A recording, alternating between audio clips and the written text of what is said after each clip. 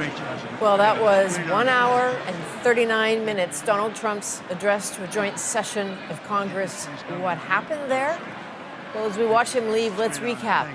He began by soaking in the adoration of the faithful. It was less than 6 minutes into his speech, though, when the protests started. Signs held aloft reading false or save Medicaid. The shouts of a cane-waving Texas congressman who was eventually tossed out. We'll play that moment for you in a minute. But this was a speech heavy on personal praise, taunting the furious Democrats to support and celebrate him and his demolition of regulations, of DEI programs, what he called a common sense revolution. So much of what Donald Trump said tonight demands fact-checking. He said, for example, we had the worst inflation maybe in the history of the country. That's not true. There have been several periods where it's been higher. We noticed that only 4 times he said the word Canada, and it took a while, but he finally got to the meat of the conversation for this country, tariffs, which he said were about protecting the soul of the United States, making Americans rich again. Creating a little disturbance, but we're okay with that, he says, to a few grumbles in the crowd. Mexico and Canada, have you heard of them, he went on to say. They charge us higher tariffs than we charge them. On April 2nd, reciprocal tariffs kick in, he continued. And then a line that I think we will hear a lot in the next few days. Whatever they tariff us, we will tariff them. Whatever they tax us, we will tax them. If they do non-monetary tariffs to keep us out of their market, we'll do non-monetary barriers to keep them out of ours. And so, yes, of course, he spoke of fentanyl again. He said the U.S. pays subsidies to Canada and Mexico of hundreds of billions of dollars. Again, not true. He said we will not do that any longer. The numbers are not accurate, but his intent is clear. He did talk about peace in Ukraine. We will certainly get to that. Interestingly, he mentioned taking back the Panama Canal, getting Greenland, quote, one way or another. But here's the thing. There was no mention of the 51st state. That will be a bit of a relief for a lot of people, but no need to get complacent on that. There's no saying when that phrase might return again. So let's get at this. Let's break down what matters for Canada, get into some more fact-checking, which is critical for this speech. We're going to replay the most important parts for Canada. But to start us off, let's have a look at that moment when Congressman Al Green of the 9th Congressional District was thrown out. Small business optimism saw its single largest one-month gain ever recorded, a 41-point jump. Take your seat. Finding that members continue to engage in willful and concerted disruption of proper decorum, the chair now directs the Sergeant-at-Arms to restore order. Remove this gentleman from the chamber.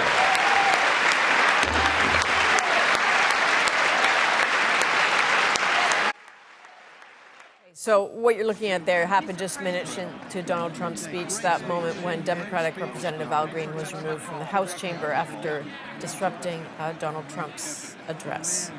So as he continues to leave the chamber, Katie Simpson is standing by Capitol Hill, always in a really good spot.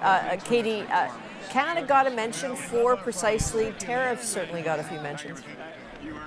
Yeah, and if there had been some speculation from the Commerce Secretary, from Donald Trump's Commerce Secretary, that perhaps there could be some sort of easing of the tariffs, perhaps meeting Canada and Mexico sort of in the middle, what you heard from Donald Trump was a firm and fast commitment to tariffs. He believes it is a way to build jobs in America, to rebuild the manufacturing sector, and he really touted how it's going to be something that can help, generate wealth in the United States. He did specifically mention Canada, as you say, 4 times during this speech. Have a listen when he spoke about Canada and Mexico and the current battle that exists right now. Much has been said over the last 3 months about Mexico and Canada, but we have very large deficits with both of them. But even more importantly, they've allowed fentanyl to come into our country at levels never seen before, killing hundreds of thousands of our citizens and many very young, beautiful people destroying families. Nobody's ever seen anything like it. They are, in effect, receiving subsidies of hundreds of billions of dollars. We pay subsidies to Canada and to Mexico of hundreds of billions of dollars, and the United States will not be doing that any longer. We're not going to do it any longer. There is so much to break down in that. So first of all, he sort of refers back to the initial premise that Donald Trump has put out there about what he says these tariffs are about, talking about fentanyl at the border. But then he sort of shifts and talks about this exaggerated claim he says about trade deficits, which he describes as a subsidy, which of course it is not. Canada has a trade surplus with the United States because it sells more energy products into the United States than goods that are sold into Canada. But if you take those energy products out there, the United States actually has a trade surplus with Canada. But that again is not, despite a number of Canadian officials expressing that and explaining that to the Trump administration, it's not necessarily something that has changed Donald Trump's perspective on this situation. And throughout this speech, we've heard him say a number of things that are not factually correct, and that sort of fits in line with that. Now, at one point, we did hear some pushback from Democrats when Donald Trump was warning Americans that there could be some uncomfortable moments, that particularly Americans are going to have to bear with the administration as this process goes forward. Remember, it's American companies that pay the tariffs. These tariffs are going to cause some short-term economic pain when it comes to the costs at the grocery store, when it comes to costs for big-ticket items, when it comes to the cost of gas, those kinds of things. Have a listen to what Donald Trump said about that, warning Americans. You can't really hear the Democrats exactly what they say when they're pushing back, but they pushed back when Donald Trump warned that Americans are going to have to deal with this. Tariffs are about making America rich again and making America great again, and it's happening, and it will happen rather quickly. There'll be a little disturbance, but we're okay with that. It won't be much. No, you're not. Oh. And look where Biden took us, very low, the lowest we've ever been. So Donald Trump really firmly sticking to his tariff plan, at least that's what it appeared to be in that speech tonight. His Commerce Secretary Howard Lutnick had said earlier in the day perhaps that Donald Trump would be willing to meet with Canada and Mexico and sort of meet them in the middle, as he says, when it comes to the actual tariff rate.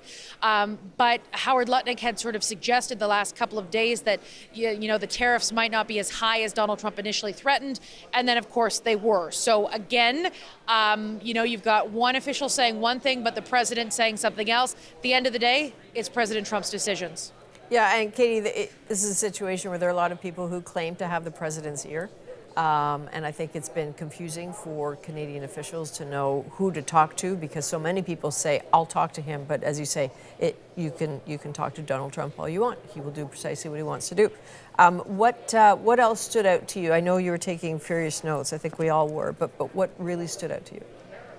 Just certainly the combative nature of this speech, the protests from Democrats. They're not just that moment with the one Democrat from Texas. There were times we heard boos and jeers and heckling from Democrats. There was one point where a number of Democrats wearing resist T-shirts stood up and left the chamber, and others left early. We saw Bernie Sanders walk past us well before the speech actually came to a close. So you saw those sort of acts of protest in the chamber. And largely, it was a speech that is very familiar to the kind of speech that Donald Trump delivered during the election campaign. He spoke about his grievances. He complained about Donald Trump, spoke about how he feels he was unfairly treated by the justice system. Those kinds of things that really rally his base, that helped get him elected. And so he enjoys these moments. You can really tell when he was sort of being combative with Democrats. He seemed to enjoy that. It was a very partisan speech. We saw that Democrats would not cheer, would not clap, would not sort of engage other than those pushback moments. And so it was very much a typical Donald Trump speech. It sounds very similar to what he says on what he said on the campaign trail, and very typical to what he's been saying lately in the Oval Office, litigating those grievances. One thing I will note, I know you're going to be speaking about it with Margaret, but when Donald Trump started talking about some of those expansionist ideas, that also really stood out to me, because I was wondering, You know, he talked about taking back the Panama Canal. He talked about taking Greenland. He used some different language there, but he talked about those things. And when he's talked about those things in the past, he's often spoken about Canada becoming the 51st state. He didn't do that tonight. I took note of that. But certainly what Prime Minister Justin Trudeau has said today about, you know, his concern that Donald Trump is trying to severely hurt the Canadian economy to make it easier to annex. Those are worries that are very serious in Canada in this moment. And so, of course, our ears are listening for anything that could sort of lean into that. The only thing that really stood out, though, in terms of that, you know, that important thing for Canada, Donald Trump is really standing firm for tariffs. And I think that's a really big takeaway in this moment for at least the Canadian audience. Yeah, you bet. We're going to have lots more to talk about, Katie. More fact-checking to come, too. So we'll get back to you shortly. But as you talk about, you know, Panama and Greenland, it's a good time to bring back CBC News senior international correspondent Margaret Evans. Now, just for some initial thoughts, Katie was talking about Panama and Greenland. Why don't we, just so that bring everybody up to speed, why don't we play a little bit of what Donald Trump said about Greenland, and then we'll talk about it. And by the way, we're going to have growth in the auto industry like nobody's ever seen. Plants are opening up all over the place. Deals are being made. Never seen. That's a combination of the election win and tariffs. It's a beautiful word, isn't it? That, along with our other policies, will allow our auto industry to absolutely boom. It's going to boom. Spoke to the majors today, all three, the top people, and they're so excited. In fact, already numerous car companies have announced that they will be. Okay, so that had nothing to do with Panama or Greenland, but just checking to make sure you're paying attention. I know you are, Margaret. What did you think about, it took a while before he started talking about Ukraine, but or any country other than Mexico and Canada. What did you make when you heard him talk about we will take Greenland one way or another? Yeah.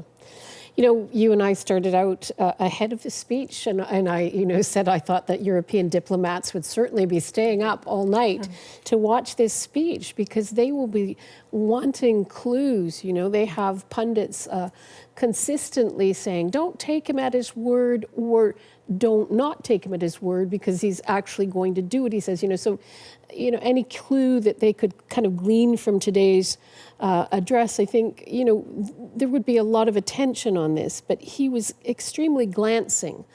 And what he did say, we've already heard, as you said, with Greenland, he began by saying, you know, we respect people's right to determine their own sovereignty, but, you know, we're going to do a deal. We're going to get them one way or another.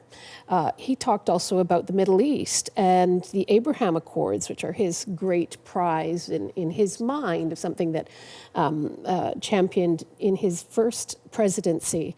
There was no mention of his, you know, claim that he's going to take Gaza and turn it into the Riviera, even though we know today that Arab countries were meeting in Cairo and Egypt. They put forward an alternative plan to Donald Trump's plan in terms of how to deal with Gaza, how it would be governed, and how you would, you know, rebuild the Strip without displacing 2 million Palestinians.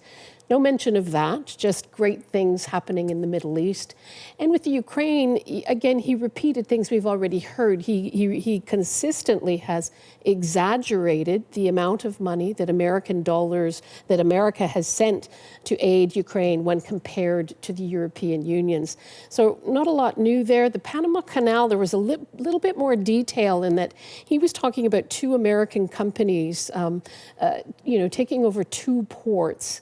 Those companies, American companies based in Hong Kong, so under Chinese legislation in a sense. That was interesting. That was a little bit more detail. But, you know, if somebody was staying up looking for a clue, I guess the overall message in that, if they were to take one, is that it really was about America first. This is not a country overly concerned on any level with its partners, and they will have been watching for what he was saying about Canada.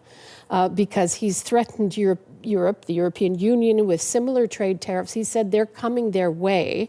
And again, you know, that might be the strongest message, is that there was a clear, you know, defense of his path forward in terms of imposing those tariffs. And there was no suggestion that he seems prepared to back down, change, or negotiate, or some of the things that Katie was talking about. Your reference to what he didn't say about Gaza is interesting because a lot of people, this, of course, he had said earlier that he would turn Gaza into the, the Riviera of the Middle East, and there's been all these images, these AI images out of Donald Trump on a lounge chair at the edge of the Mediterranean in Gaza, and knowing that there is an alternative proposal out there, some people will say perhaps that was the point.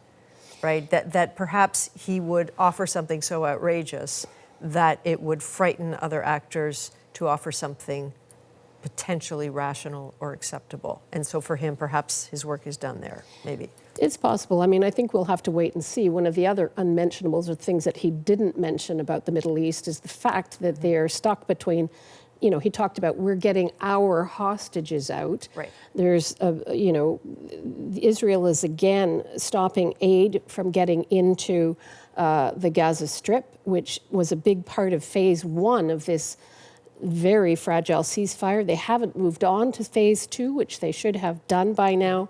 So, it's hard to say. Again, it comes down to people kind of saying, he's the great negotiator, he's got a plan.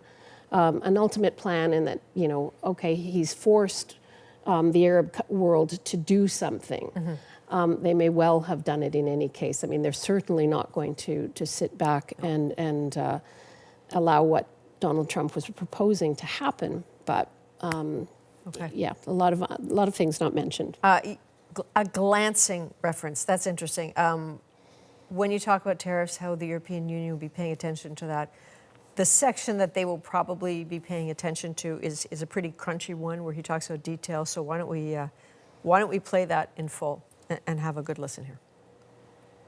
If you don't make your product in America, however, under the Trump administration, you will pay a tariff, and in some cases, a rather large one.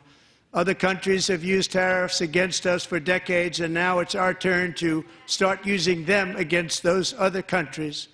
On average, the European Union, China, Brazil, India, Mexico, and Canada, have you heard of them? And countless other nations charge us tremendously higher tariffs than we charge them. It's very unfair. India charges us auto tariffs higher than 100%. China's average tariff on our products is twice what we charge them. And South Korea's average tariff is 4 times higher. Think of that, 4 times higher. And we give so much help militarily and in so many other ways to South Korea, but that's what happens. This is happening by friend and foe. This system is not fair to the United States and never was, and so on April 2nd, I wanted to make it April 1st, but I didn't want to be accused of April Fool's Day. That's not, just one day cost us a lot of money. But we're going to do it in April. I'm a very superstitious person. April 2nd, reciprocal tariffs kick in. And whatever they tariff us, other countries, we will tariff them. That's reciprocal, back and forth. Whatever they tax us, we will tax them. If they do non-monetary tariffs to keep us out of their market, then we will do non-monetary barriers to keep them out of our market. There's a lot of that, too. They don't even allow us in their market. We will take in trillions and trillions of dollars and create jobs like we have never seen before. I did it with China, and I did it with others, and the Biden administration couldn't do anything about it because there was so much money they couldn't do anything about it. We have been ripped off for decades by nearly every country on earth, and we will not let that happen any longer.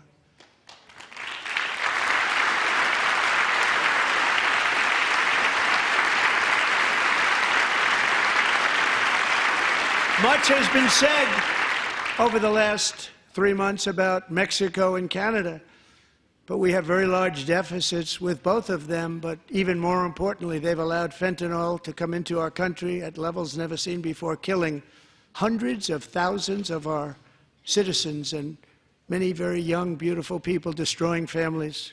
Nobody's ever seen anything like it. They are, in effect, receiving subsidies of hundreds of billions of dollars. We pay subsidies to Canada and to Mexico of hundreds of billions of dollars, and the United States will not be doing that any longer. We're not going to do it any longer. All right, let's bring in Aaron Wary in Ottawa. So, Aaron, Trump blames Biden for high prices, for high egg prices, for example. Can you take us through his justification for tariffs that, justification economists say doesn't make sense because the tariffs will make life even more expensive for Americans? Yeah, I think there's a fundamental tension here, right, where he has criticized Joe Biden and his record and said that costs were too high under the former president. He said tonight he wanted to, quote unquote, make America affordable again. The consensus view of economists is that tariffs are going to raise prices in the United States. They are, of course, paid by American importers. There was an interesting little comment, Katie picked up on it earlier, kind of an acknowledgement by Trump that these tariffs aren't going to be perfectly painless. He referred to it as a quote unquote a little disturbance. I think that's interesting insofar as he seems to be acknowledging, maybe at least the stock market of the last couple of days and how it's reacted to the tariffs against Canada and Mexico. I think the big, open question from the Canadian perspective is how Americans will react if and when these tariffs really hit and when prices really do start to go up. So we've heard it's fentanyl, it's migrants, it's the banks, Canada not letting American banks in. We've heard, the justifications for the tariffs shifts, right, frequently. And I'm wondering, what did you make of his reasoning tonight? Yeah, it's interesting again to hear him reference fentanyl. Justin Trudeau very categorically, point blank, said today that that's just a legal justification. This isn't about that. This is about an economic attack on this country, with the potential for annexation. We didn't hear anything about annexation tonight, but we did hear sort of, in addition to fentanyl, some more expansive comments on why Donald Trump wanted to pursue tariffs, including that line about raising, quote unquote, trillions and trillions of dollars in revenue and, protecting the soul of America and, making America rich again. So, this idea of why these tariffs this question of why these tariffs were going to be brought in has kind of been richly debated over the last little while. Like, what is Donald Trump really trying to get at here? And I think, again, this speech suggests that there really is kind of a larger idea that tariffs are good, that America was better off when it relied on tariffs more. And, that suggests, again, somewhat similar to the Prime Minister's point that, this really wasn't about fentanyl. And as much as Canada, maybe was obligated to do something in response to fentanyl, this is really for Donald Trump seemingly about something a lot bigger than that. I realize you're talking about something that happened tonight, but something earlier today I think is still interesting for people, that when the U.S. Commerce Secretary told Fox News that there is room for, I think, a middle ground. I want to get the wording right here, that there's room to meet in the middle. What does that signal to you? It's unclear what that signals. I mean, it's not clear what meet in the middle would mean on this dispute. We do know that there are conversations going on between Canadian officials and Howard Lutnick, the Commerce Secretary. There is some suggestion or belief that maybe, Prime Minister Trudeau and the President will speak tomorrow. In addition to saying that America and Canada and Mexico would meet in the middle, Howard Lutnick suggested there would be some kind of announcement tomorrow. It's hard to know exactly what that means. And even if, in the abstract, if there's some kind of compromise tomorrow, if there's some kind of meeting in the middle, what happens 3 weeks from now when, as Donald Trump talked about tonight, he's going to bring in this next round of tariffs? Is this, does this deal with that problem, or is this just sort of dealing with this first problem, and now we'll deal with, a larger problem down the road? It's, I think Katie said earlier, there's sort of confusing signals or conflicting signals, and I think that's, very apparent. And so, I guess we'll wait to see what tomorrow brings, but even then, the question remains sort of what happens in the weeks ahead. Yeah, no kidding. All right, Aaron Wary in Ottawa. Thanks, Aaron. Thanks. So I just want to show you some pictures now of Donald Trump returning. Not a very long drive. He's got those papers in his hand. Who knows? Possibly the speech. So that was after his 1 hour and 39-minute speech. First time he had addressed a joint session of Congress since he was elected in his second term. And he talked about how much had been accomplished and reminded everyone it's only been 43, 44 days that he has been president. But one day we will be having a conversation about how many executive orders he has signed, if he is on a pace to break records, and what this means for governing in the United States. When you see so many executive orders, at some point you start to wonder what is the point of Congress, because the numbers are huge. So we do have some breaking news for you out of Ottawa tonight. Just hours after Prime Minister Trudeau took aim at Trump with retaliatory tariffs, and in that very pointed press conference, CBC News has learned that the Prime Minister has a plan to reach out to the president. Ashley Burke is in Ottawa, breaking that story for us tonight. What can you tell us, Ashley? Well, Adrienne, the Prime Minister said that he's been trying to talk to Donald Trump in recent days, but he hasn't had any luck. Now CBC News has learned Justin Trudeau told premiers today he hopes to speak to Trump on Wednesday, but that the situation is fluid and could change. Now, that's all according to a government official with knowledge of the First Minister's virtual meeting. It unfolded on day one of this trade war after the Prime Minister delivered a forceful address to Canadians, Americans, and Trump. Trudeau took direct aim at the U.S. president, making frank comments that we have never heard him publicly make before. The trade war is on, and for Justin Trudeau, the gloves are off. It's not in my habit to agree with the Wall Street Journal. But Donald, they point out that even though you're a very smart guy, this is a very dumb thing to do. The Prime Minister calling out Donald Trump like never before. And his audience, not just Canadian, the message carried live across the U.S. Excuse that he's giving for these Paris tariffs today of fentanyl is completely bogus, completely unjustified, completely false. The real reason, Trudeau says, is what Trump's repeatedly said before. What he wants is to see a total collapse of the Canadian economy, because that'll make it easier to annex us. All this, Trudeau says, as Trump moves America away from its allies and closer to Moscow. They're talking about working positively with Russia, appeasing Vladimir Putin, a lying, murderous dictator. Make that make sense.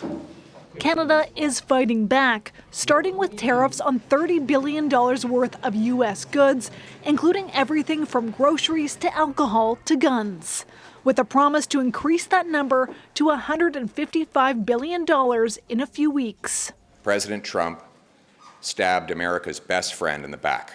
Conservatives want any money from the retaliatory tariffs to go towards tax cuts, With a small sum set aside for targeted relief to workers hardest hit by the trade war. but the NDP says that doesn't make sense. If you cut someone's taxes, they have no income. What's the point? I'm talking about getting people the protection in place that they need so they can actually survive.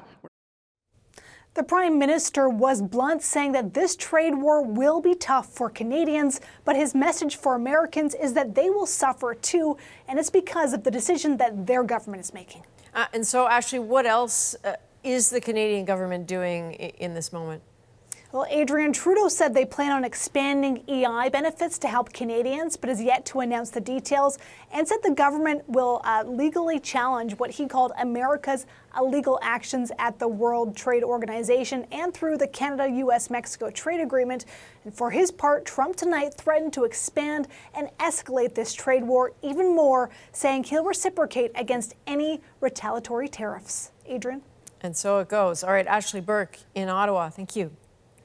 So we want to head back now to Katie Simpson, who, in classic Katie Simpson fashion, just cornered Commerce Secretary Howard Lutnick.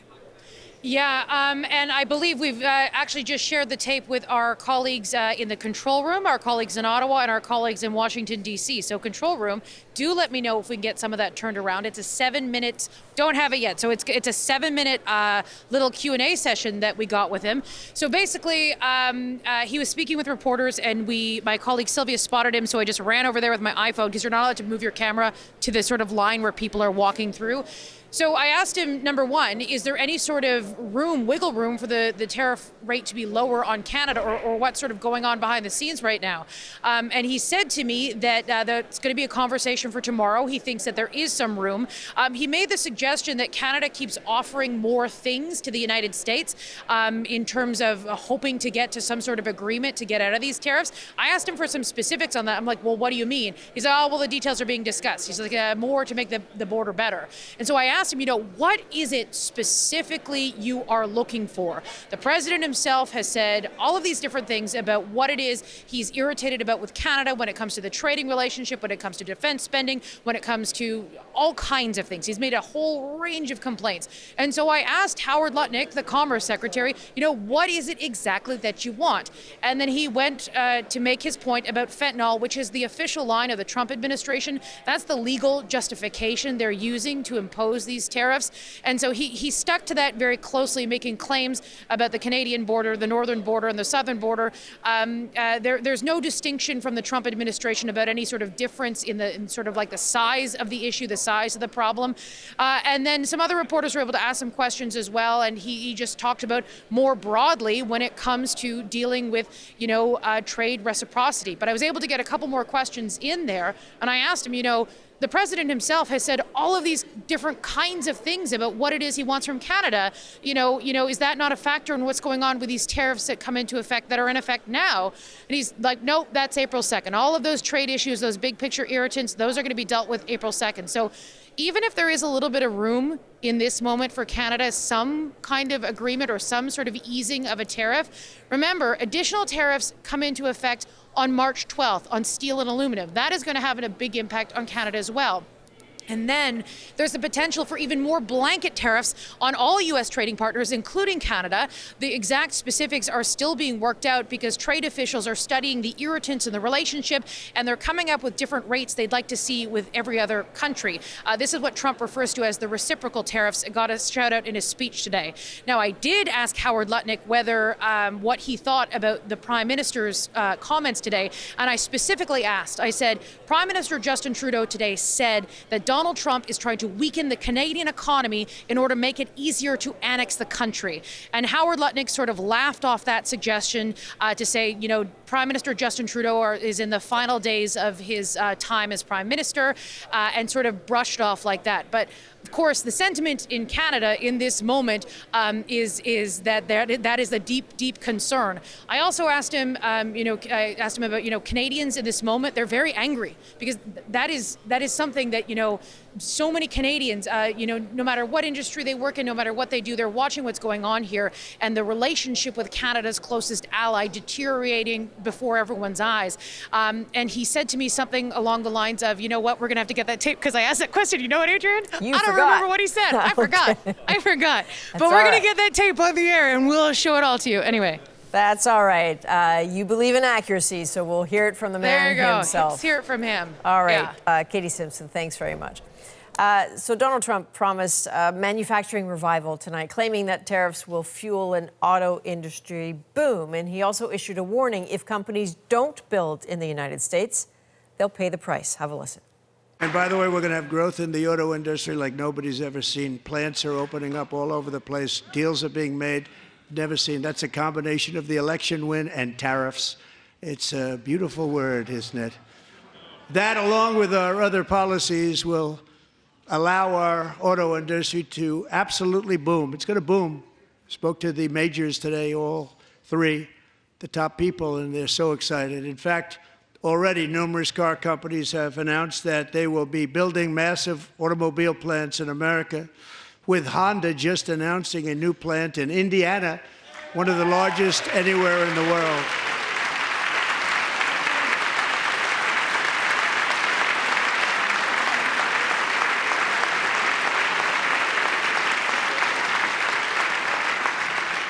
And this has taken place since our great victory on November 5th, a date which will hopefully go down as one of the most important in the history of our country. If you don't make your product in America, however, under the Trump administration, you will pay a tariff, and in some cases, a rather large one. Okay, so let's bring in Peter Armstrong now, also in Washington. You're our senior business correspondent. We need to talk business here. When Donald Trump says there will be a little disturbance in the United States, how big will it be, and is that sinking in, do you think, for Americans? I think it will be more than a little. I think it'll be quite big. And no, I don't think it's really begun to sink in for most Americans at all. And it won't until it happens. And what we saw tonight at several points, especially around tariffs, is that this whole tariff policy is replete in contradictions. And those contradictions are perhaps no more obvious in any industry than they are in the auto industry. He's right. Honda did just make this amazing announcement, and he should be happy about that. He's drawing more investment into the United States and away from Canada and Mexico by injecting all of this uncertainty into the economic landscape of those two countries. He wants to see that happen. That's a good thing. But if Honda was to open that plant this week, it would be facing the same limitations on its ability to operate that every other auto plant in the country, and in fact in North America, is facing, that the entire industry is built on the notion that if you guys build the parts and make them more efficient there, and you guys are good at that, we can build this up here, and that we can move those seamlessly through 3 countries over spans of kilometers of shipping and get them there just in time to build. We can bring down the cost of building cars better than perhaps anywhere else in the world, or many places in the world. That was the promise of the North American auto industry, the North American Auto Pact. Donald Trump is trying to undo that. That's his right. But to say that it will be good for the auto industry and that it will boom like never before is an obvious contradiction. The same thing he said about farmers. He was saying how he's done and is going to do great things for farmers. You talk to farmers and they say, well, yeah, this will be great for domestic. But the amount of grain that has been shipped from the United States out into the world just in the last 20 years or so, Adrienne, has absolutely exploded. It's gone from like $50 billion in 1998 to $175 billion in international exports just in the last few years. So those farmers, sure, they can do better in continental North America, but the global and international markets that they've grown to are going to be suddenly closed off when retaliatory tariffs kick in. And the last time this exact thing happened and retaliatory tariffs were put in on American agricultural exports, the United States government of Donald Trump had to introduce a $30 billion bailout package for farmers impacted by those retaliatory tariffs. So like I say, it is just replete with contradictions. He seems to navigate those contradictions quite seamlessly, but the people in those industries and his supporters are going to have to reckon with them as these tariffs continue to bite. We'll see if there's a deal tomorrow, but if there isn't, they will bite, and they'll bite awful quick. But there's a solid chance what his supporters will take away from tonight on tariffs is the line he issued, which is that tariffs will make America rich, make Americans rich again. He believes it, and they believe it. And it flies in the face of all the evidence we have. We know, we can simply pull up the studies done by the U.S. government about what happened in 2018. And you and I have talked about this so many times that I kind of feel like I'm repeating myself. But an old editor of ours once said, you don't make a hit record playing it just one time. So indulge me this story one more time. Back in 2018, they slapped tariffs on steel. The steel industries did great. The cost of steel went up. They hired people. They added about 1,000 jobs to the steel industries in 2018. On all the industries that use steel to make stuff, their price went up, their input costs went up. They had to lay off workers. 75,000 people in those industries lost their jobs and took years to recover from the chaos that came with the disruption to the supply chain. That plays itself out. That's just one small fraction of the tariffs that were introduced this morning at midnight last night. That was just steel and aluminum, and we saw all the obvious impacts and all the stories that economists have been telling us since the Smoot-Hawley tariffs in 1930, they all came true. This time we're talking about these sweeping tariffs against everything coming into the United States. So the case studies will just be, we'll be tripping over them. There will be so many, and they will happen quickly. We saw a lot of people trying to front run these tariffs of importing a ton of goods before the tariffs kicked in. That'll only buy you so much time. The pain that comes with rising the cost of anything is going to be felt by people that use that product right across the country. One last thought to you, Peter. We talk about the markets all the time because for Donald Trump, they are akin to a popularity poll. Yeah. Today, tonight, the futures, the morning opening up in Asia, what do you see? Listen, the markets have, and again, we've talked a lot about this, but just to make the point abundantly clear, markets shrugged off all of the threats of tariffs. They simply didn't react. Investors didn't believe him. They thought this was just a threat. Much like he said he was going to make Mexico pay for the wall in his first term, they took the same sort of rhetoric and said he's just talking about tariffs. He's not actually going to do it. Nobody, they'd be crazy to do that. It would crush the economy. And then it happened. And when he announced that they were going to happen yesterday, you saw markets fall off a cliff, and they continued to fall through the day today. They tried to pose a little bit of a rally around midday, and then even that fell off because they realized the impact this is going to have. Tariffs will drive up prices, they will drive up unemployment, they will drive down economic growth, and they will eventually bite into profits. And that's a problem for investors, it's a problem for stock markets, but it's a problem for regular Americans right across the country as well. All right, Peter Armstrong in Washington, thank you. You bet. So Donald Trump also talked about Ukraine, saying President Zelenskyy sent him a letter about negotiating for peace. Listen to what he said. I'm also working tirelessly to end the savage conflict in Ukraine. Millions of Ukrainians and Russians have been needlessly killed or wounded in this horrific and brutal conflict with no end in sight. The United States has sent hundreds of billions of dollars to support Ukraine's defense. With no security. Earlier today, I received an important letter from President Zelenskyy of Ukraine. The letter reads, Ukraine is ready to come to the negotiating table as soon as possible to bring lasting peace closer. Nobody wants peace more than the Ukrainians, he said. My team and I stand ready to work under President Trump's strong leadership to get a peace that lasts. We do really value how much America has done to help Ukraine maintain its sovereignty and independence.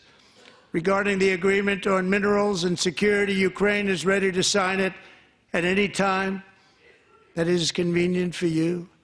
I appreciate that he sent this letter, just got it a little while ago. Simultaneously, we've had serious discussions with Russia and have received strong signals that they are ready for peace. Wouldn't that be beautiful?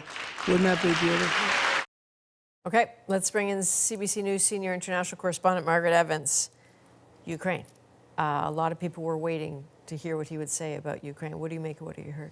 Well, it's interesting because, I mean, he talks about it being a letter, but President Zelenskyy did actually tweet the full contents of that letter out earlier. And I think it's probably the result of a lot of effort, persuasion on the part of European countries, potentially even Canada.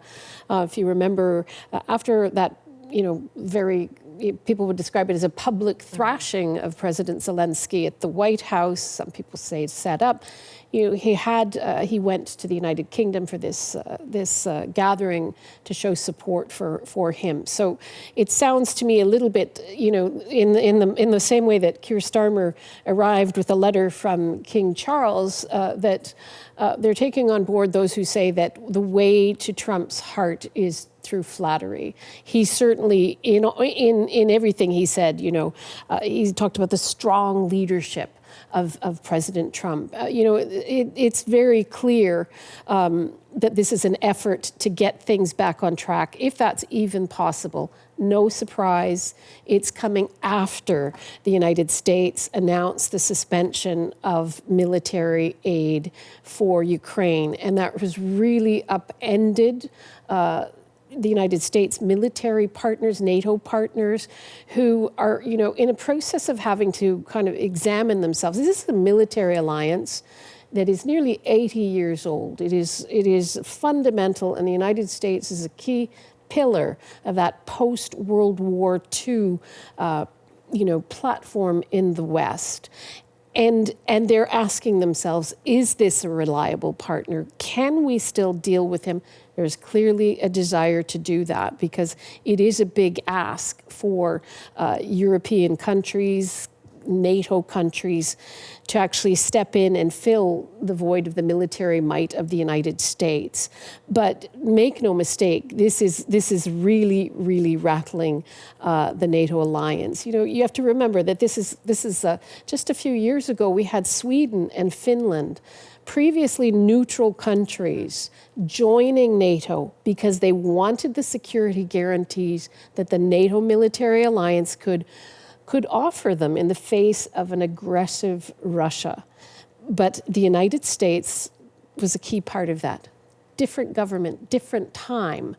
And now we're seeing that unraveled. And you're not going to see countries like Finland or the Baltic states or Poland saying that we will accept anything less for Ukraine than the restoration of its sovereignty. I think a lot of people will have said perhaps Crimea is not coming back anytime soon, but these are the kinds of things that they're grappling with. And so, you know, they're asking themselves, they're saying, we have defended Ukraine, saying we are defending, you know, the civilized world order, democracy, values that we hold dear, and we have to be able and willing to defend them in the face of Russian aggression. Now they are asking themselves if they have to face that aggression without the United States, and nobody really knows, because one of the things that people do talk about is, you know, when Donald Trump is, you know, saying, I really appreciate this letter from Mr. Zelenskyy, a lot of people say,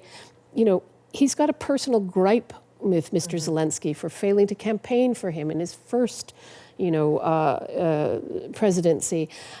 Is it personal, or is it something that he is going to say, well, okay, you know, I do want these minerals. I think we know it's clear he's after those key minerals and materials, but it's still uncertain. You know, most people say this is a man who has a clear affinity with Vladimir Putin, and we have also seen the United States voting with Russia in recent days at the UN Security Council, another shock to the system for the traditional post-World War II order that has existed.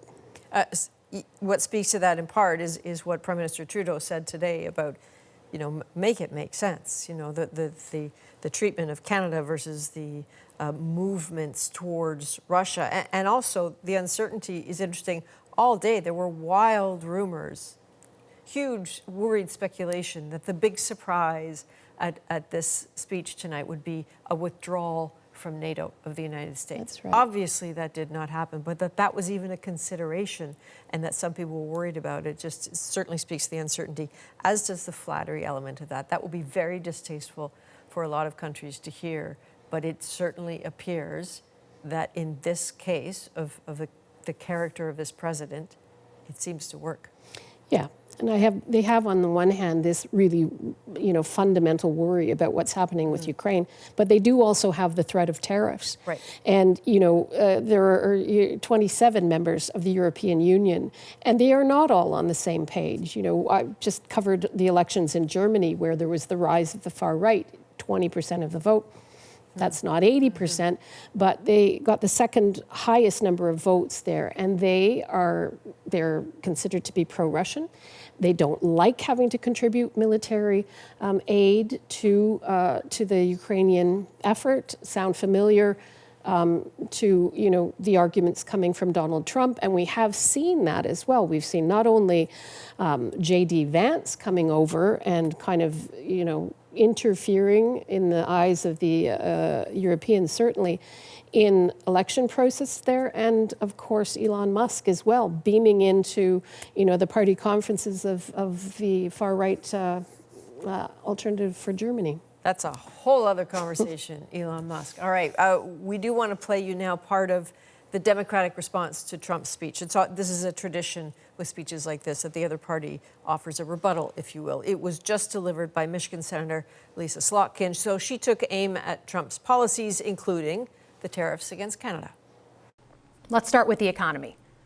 Michigan literally invented the middle class, the revolutionary idea that you could work at an auto plant and afford the car you were building.